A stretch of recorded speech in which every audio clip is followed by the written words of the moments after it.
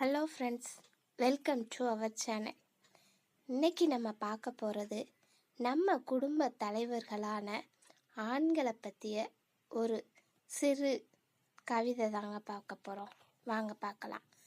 இறைவன் செயலோ தற்செயலோ ஏதோ ஒரு தாய் தந்தைக்கு மகனாய் பிறந்து வாழ்வின் அத்தனை இன்பங்களையும் குழந்தை பருவத்திலேயே இன்புற்று பருவந்தனை கடக்கும் போதெல்லாம் சுமைகள் கூடுகிறது. வாழ்வின் மகிழ்ச்சியோ தூரமோ செல்கிறது.